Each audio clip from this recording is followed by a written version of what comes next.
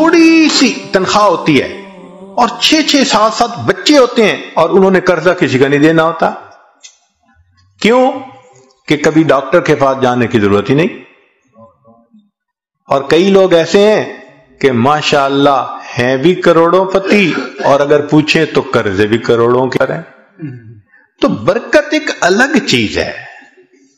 ہمیں ایک مرتبہ رشیا کی ایک ریاست میں جانے کا موقع ملا تو صاحب خانہ نے بکری ذبح کی اور اس کو انہوں نے بھون کے سامنے رکھ دیا.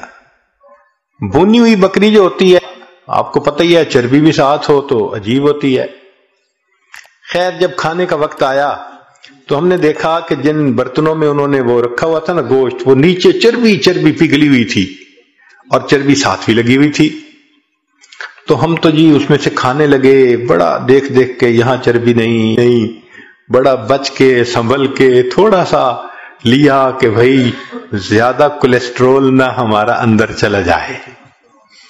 ہمارے پاس ایک وہاں کے مقامی بڑے میاں آ کر بیٹھ گئے اور اللہ کی شان کہ انہوں نے آ کے کھانی ہی چربی شروع کر دی. بڑے میاں، ان کی بھویں بھی سفید اور ماشاءاللہ وہ چربی اٹھا رہے ہیں اور چربی کھا رہے ہیں، چربی اٹھا رہے ہیں. اب 4-5 منٹ تو برداشت کیا، لیکن 4-5 منٹ کے بعد برداشت کرنا مشکل. ایک بندہ کھا ہی چربی رہا ہے. اور لطف کی بات کہ پھر انہوں نے چمچ پکڑی، چمچ بھری اس میں وہ جو پگھلی ہوئی چربی تھی اور پینی بھی شروع کر دی. یا اللہ، اٹ بیکیم ٹو مچ. تو میں نے ان کی طرف دیکھا اور میں نے بڑے میاں سے تعارف کیا. میں نے کہا کہ بڑے میاں آپ ٹھیک ہیں، خیریت سے ہیں؟ انہوں نے کہا ہاں میں ٹھیک ہوں، خیریت سے ہوں. میں نے کہا آپ کی صحت ٹھیک ہے؟ کہ میری عمر اس وقت تقریباً 82 سال ہو چکی ہے. میں نے اپنی پوری زندگی میں کوئی میڈیسن کی گولی اپنے منہ میں نہیں ڈالی. اس کو کہتے ہیں صحت کی برکت. کہ 82 سال عمر ہو جائے، بندہ 82 سال میں ایک ٹیبلٹ بھی کبھی منہ میں نہ ڈالے. کہتے ہیں کبھی میں ڈاکٹر کے پاس گیا ہی نہیں، پوری زندگی نہیں گیا. یہ صحت کی برکت کہلاتی ہے. ہمارے حضرت مرشد عالم رحمت اللہ علیہ 90 سال کی عمر میں ان کی وفات ہوئی. عمر کے دنوں میں حضرت جب خط پڑھتے تھے تو اینک اتار کے پڑھتے تھے، اس لیے کہ قریب کی نظر ٹھیک تھی، دور کے لیے اینک ساتھ لگایا کرتے تھے. اور دور تو 40 سال کے بعد ایجنگ ایفیکٹ ہوتا ہی ہے. وہ تو ہر آپٹیشن کہے گا کہ 40 سال کے بعد ایجنگ، دور کی نظر تو لگانی پڑتی ہے. قریب کی نظر 90 سال میں اتنی تیز کہ خط جو ہے وہ اینک اتار کر پڑھا کرتے تھے. سنوائی اتنی تیز تھی سماعت کہ کمرے کے کونے میں کوئی وسپر کرتا تھا تو حضرت سن لیا کرتے تھے. اور اللہ کی شان کے سال کی عمر میں تمام دانت حضرت کے بالکل ٹھیک تھے. ایک مرتبہ کھانا آیا تو میں نرم سی روٹی نہ ڈھونڈ کے حضرت کے آگے رکھنے لگا. پوچھنے لگے کیا ڈھونڈ رہے ہو؟ میں نے کہا حضرت میں کوئی نرم سی روٹی آپ کے لیے ڈھونڈ رہا ہوں. فرمایا میرے دانتوں کو کیا ہوا ہے، دو مجھے کوئی کڑک روٹی. 90 سال کی عمر میں کڑک روٹی کھائی. اللہ کی شان.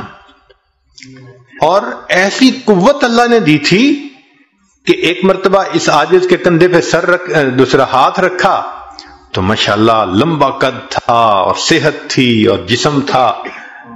کندھے پہ ہاتھ رکھا تو میں تھوڑا سا نیچے ہوا. فرمایا کیا چوزے بنے پھرتے ہو؟ ہم واقعی اپنی جوانی میں ان کے سامنے چوزے تھے. اللہ نے ایسی صحت دی تھی. یہ برکت عجیب چیز ہے. جس چیز میں برکت آ جائے اللہ اس چیز میں بندے کو پرسکون کر دیتے ہیں. اب اگلا کوشچن ذہن میں یہ پیدا ہوتا ہے کہ یہ برکت کیسے پیدا ہو سکتی ہے؟ تو چند اعمال ہیں کہ جن کے ذریعے سے انسان کی زندگی میں برکت آتی ہے. ذرا توجہ سے سن لیجئے تاکہ بات کو مکمل کریں. ان میں سب سے پہلے ہے تقوی بھری زندگی گزارنا، گناہوں سے بچنا، نیکوکاری کی زندگی گزارنا، معصیت سے خالی زندگی گزارنا. اس کو تقوی کہتے ہیں. احتیاط والی زندگی، ہماری زبان میں کہتے ہیں نا to be on the safe side, English میں کہتے ہیں اور جی to be on the safe side. تو شریعت کے دائرے میں to be on the safe side رہ کر زندگی گزارنا، اس کو تقویٰ کہتے ہیں۔ اللہ تعالیٰ فرماتے ہیں وَلَوْ أَنَّ أَهْلَ الْقُرَىٰ آمَنُوا وَاتَّقَوْا لَفَتَحْنَا عَلَيْهِمْ بَرَكَاتٍ مِّنَ السَّمَاءِ وَالْأَرْضِ، اگر یہ بستی دیسوں والے ایمان لاتے، تقویٰ اختیار کرتے، ہم آسمان سے برکتوں کے دروازوں کو کھول دیتے۔ تو اس سے برکت آتی ہے۔ تو سب سے پہلا کام گناہوں سے بچنا، نیکی کی زندگی اختیار کرنا، اس سے انسان کی زندگی میں برکتیں آ جاتی ہیں۔ دوسری چیز اللہ کا ذکر کثرت کے ساتھ کرنا۔ اللہ کا ذکر کثرت کے ساتھ کرنا، کیوں؟ اللہ کی ذات بھی برکت والی اور اللہ کا نام بھی برکت والا۔ دلیل قرآن عظیم الشان میں سے اللہ تعالیٰ فرماتے ہیں تبارک الذی بیدہ الملک، برکت والی ہے وہ ذات جس کے ہاتھ میں ہے ملک، تو ذات بھی برکت والی ہوئی۔ اور پھر فرمایا تبارک اسم ربک، برکت والا نام ہے تیرے رب کا، تو ذات بھی برکت والی اور اس کا نام بھی برکت والا۔ اس لیے ہمیں چاہیے کہ ایک تو اللہ کا ذکر کثرت سے کریں تاکہ زندگی میں برکت آئے، اور دوسرا یہ کہ ہر اچھے کام کی ابتدا بسم اللہ سے کریں۔ بعض مفسرین نے لکھا ہے کہ اسم جو لفظ ہے نا، اس کے کئی معنی ہیں عربوں میں۔ ایک اس کا معنی ہے نام، تو بسم اللہ کا معنی بنے گا اللہ کے نام کے ساتھ۔ اب یہ ترجمہ اکثر ہم پڑھتے بھی ہیں اور جانتے بھی ہیں، لیکن اسم کا ایک اور بھی معنی ہے عربوں میں، وہ ہے برکت۔ تو اگر وہ معنی لیں تو بسم اللہ کا ترجمہ بنے گا اللہ کی برکت کے ساتھ۔ اور اب مجھے یاد آتا ہے کہ ہماری نانی دادی جو بوڑھی عورتیں تھیں نا، وہ اٹھتے بیٹھتے اللہ دی برکت نال، اللہ دی برکت نال، یعنی کسی نے ان کو بسم اللہ کا ترجمہ سکھایا تھا، تو اٹھتے بیٹھتے اللہ کی برکت کے نال ساتھ یہ کہتے اللہ کی برکت۔ تو بسم اللہ کو کثرت سے پڑھنا، گاڑی کا دروازہ کھولیں تو بسم اللہ پڑھ کے، چابی لگائیں تو بسم اللہ پڑھ کے، سٹارٹ کریں بسم اللہ پڑھ کے، کوئی بھی اچھا کام بسم اللہ پڑھتے رہیں۔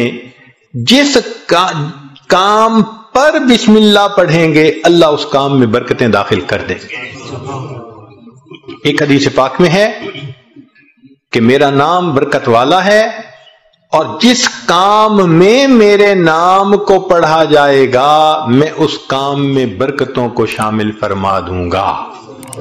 تو بسم اللہ ہم اپنی زندگیوں میں نہیں پڑھتے زیادہ۔ آپ غور کریں، ہماری کوتاہی ہے کہ ہم اس کی برکت سے فائدہ نہیں۔ ہمیں نہ طویلوں والوں کے پیچھے بھاگنا پڑے گا، نہ عملیات والوں کے پیچھے بھاگنا پڑے گا، نہ کسی اور کے پیچھے جانا پڑے گا۔ ایک بسم اللہ کی اپنی زندگی میں کثرت شروع کر دیں، اللہ تعالی ہر چیز میں برکتیں عطا فرما دیں۔